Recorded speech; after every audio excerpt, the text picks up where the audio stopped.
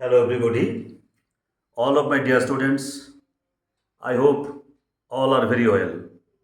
This is my Ankuran biology channel. আজকে আমরা দশম শ্রেণীর জীববিদ্যার কন্ট্রোল অ্যান্ড কোঅর্ডিনেশন অর্থাৎ নিয়ন্ত্রণ ও সমন্বয় সাধন এই অধ্যায়ের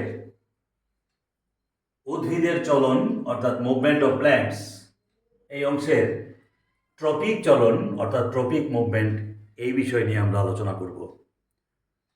তো প্রথমে জানি ট্রপিক চলন বা ট্রপিক মুভমেন্ট কাকে বলে। ট্রপিক চলন, হোয়াট ইজ দিস? উদ্ভিদ অঙ্গের চলন যখন উদ্দীপকের গতিপথ অনুসারে হয় তখন তাকে আমরা বলি কি ট্রপিক চলন বা ট্রপিক মুভমেন্ট। আর এই উদ্দীপকের প্রকৃতির উপর ভিত্তি করে আমরা ট্রপিক মুভমেন্টকে 5টি ভাগে ভাগ করি। যেমন number 1 phototropism, geotropism, hydrotropism, thigmotropism এবং ক্যামোট্রপিজম। তাহলে উদ্দীপকের প্রকৃতির উপর নির্ভর করে আমরা এই ট্রপিক চলনকে এরকম 5 ভাগে ভাগ করলাম। এবার আমরা একটি একটি করে চিত্রের সাহায্যে আলোচনা করছি। ফটোট্রপিজম অর্থাৎ উদ্ভিদ অঙ্গের চলন যখন আলোকের গতিপথ অনুসারে সংঘটিত হয় তখন তাকে আমরা বলি কি ফটোট্রপিজম অর্থাৎ আলোক নির্ণীত চলন।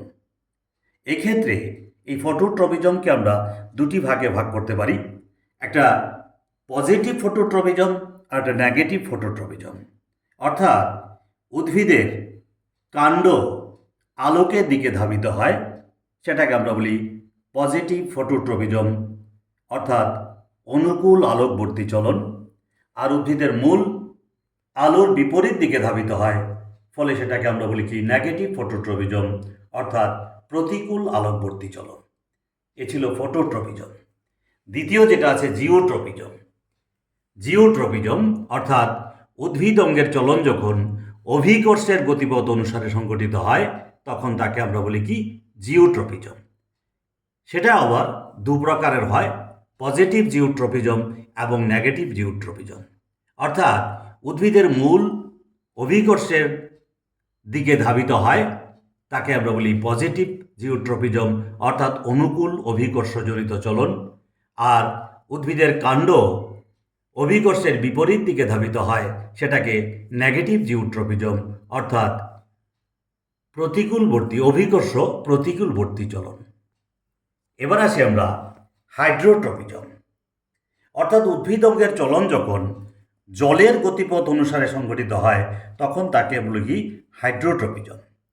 এক্ষেত্রেও পজিটিভ হাইড্রোট্রপিজম এবং নেগেটিভ হাইড্রোট্রপিজম হয়। অর্থাৎ মূল জলের দিকে ধাবিত হয় সেটাকে জল অনুকূলবর্তী চলন অর্থাৎ পজিটিভ হাইড্রোট্রপিজম। কাণ্ড জলের বিপরীত দিকে ধাবিত হয় সেটাকে আমরা নেগেটিভ হাইড্রোট্রপিজম বা জল প্রতিকূলবর্তী চলন। এবার আসি আমরা থিগমোট্রপিজম।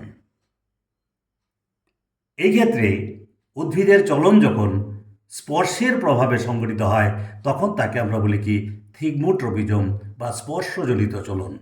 যেমন একটি কুমড়ো গাছ যদি কোনো একটা কাণ্ডকে বা দণ্ডকে বা কোনো একটা অবলম্বনকে স্পর্শ করে তার যে ট্যান্ড্রিল বা আকর্ষগুলি থাকে তাকে আঁকড়ে ধরে তার বৃদ্ধি ঘটে। এটা এক প্রকার থিগমোট্রপিজম বা স্পর্শ বৃদ্ধিজ চলন। এবার আসি আমরা ক্যামোট্রপিজম বা রাসায়ন বৃদ্ধিজ চলন।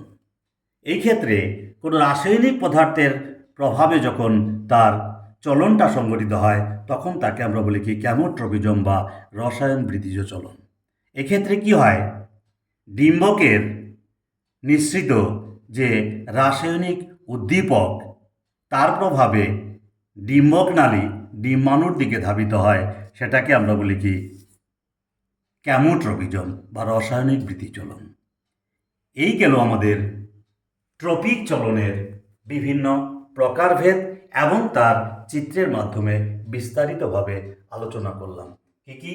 ফটোট্রপিজম, জিওট্রপিজম, হাইড্রোট্রপিজম, থিগমোট্রপিজম এবং ক্যামোট্রপিজম।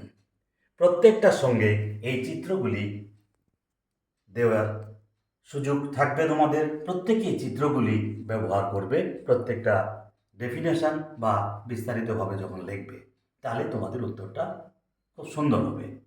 তো প্রথমে আমি বললাম কি ট্রপিক চলন কাকে বলে, ট্রপিক চলনের বিভিন্ন প্রকারভেদ এবং বিভিন্ন ট্রপিক চলনের বিভিন্ন অংশ, কিভাবে ট্রপিক চলনগুলি ঘটে বিস্তারিত আলোচনা করলাম। আমার মনে হয় তোমাদের বুঝতে কোনো অসুবিধা হয়নি। এই চিত্রগুলিকে ভালোভাবে প্র্যাকটিস করবে এবং ছকটাও ভালোভাবে শিখে নেবে। আজকে আমরা এখানে রাখছি। আশা করি তোমরা সবাই ভালোই থাকবে এবং খুব ভালো করে এগুলি প্র্যাকটিস করবে। আবারও বলছি, চ্যানেলটাকে খুব বেশি বেশি করে সাবস্ক্রাইব করবে, লাইক করবে, শেয়ার করবে এবং প্রয়োজনীয় প্রশ্ন থাকলে কমেন্টসের মাধ্যমে জানাবে। সবাই ভালো থাকবে।